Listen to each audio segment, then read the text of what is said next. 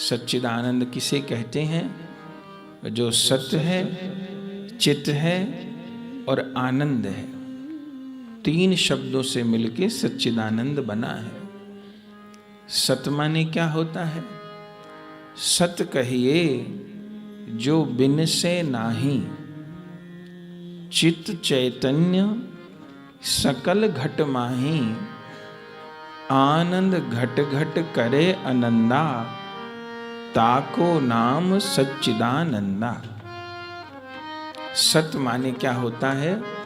जिसका कभी विनाश न हो, जो सदा रहे, उसको सत कहते हैं। जैसे ये हमारा शरीर दिखाई तो देता है पर सत्य नहीं है, क्योंकि माँ के पेट में आने से पहले इस शरीर का अस्तित्व नहीं था और शरीर छूट जाने के बाद नहीं रहेगा।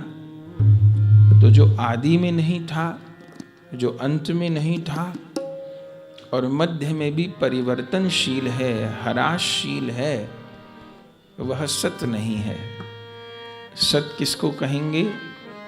जो आदि में भी है, मध्य में भी है, अंत में भी है और एक से रूप में विराजमान है। तो सत्य स्वरूप श्री कृष्ण को मेरा प्रणाम है। फिर चित्त, चित्त कहा गया चेतन ज्ञान अनुभूति के अर्थ में।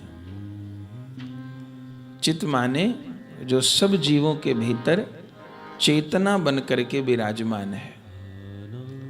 जब किसी का शरीर पूरा हो जाता है तो क्या कहते हैं? वो चले गए, वो पधार गए, शरीर छोड़ दिया, देह त्याग कर दिया, मृत्यु हो गई। किसकी मृत्यु हो गई? जिस शरीर को इतने दिनों से देखा था, वो शरीर तो जैसे का तैसा रखा है। न वजन कम हुआ, न रूप रंग बदला, न लंबाई चौड़ाई में कोई अंतर आया। मृत्यु किसकी हो गई? कौन छोड़ के चला गया? कौन पधार गए? कौन पूरे हो गए?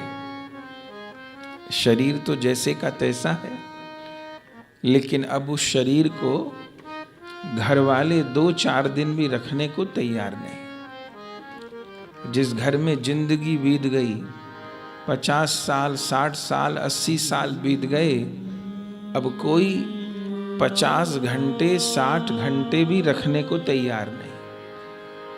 सूरदास जी कहते हैं, जा दिन मन पंछी उड़ जई हैं, ता दिन तेरे तन तरुवर की, सबे पात झड़ जई हैं। घर के कहें बेग ही काढ़ो, भूत भये को खई हैं, जा दिन मन पंछी उड़ जई हैं। तो घर वाले रखने को तैयार नहीं, जल्दी शरीर को ठिकाने लगा दिया जाए। और अब वो शरीर कैसा हो गया कि छूने से नहाना पड़ रहा है। उस घर में सूतक हो गया। जो भी ऐसे घर में जाता है उसको स्नान करना पड़ता है। जो किसी की अंतिम यात्रा में सम्मिलित होता है, स्नान करना पड़ता है। तो अब उस शरीर में क्या कमी आ गई कि छूने के बाद नहाना पड़ रहा है? शरीर तो जैसे का तैसा है। तो कहना होगा उसके भीतर जो प्राण तत्व था, अब जो भी नाम दीजिए, प्राण कहिए, रूह कहिए, आत्मा कहिए, भगवान का अंश कहिए, उसने शरीर को छोड़ दिया।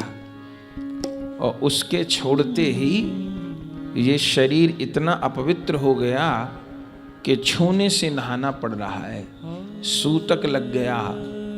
ब्राह्मणों को भोजन करा करके, यज्ञ करा करके सूतक की निवृत्ति हो रही है।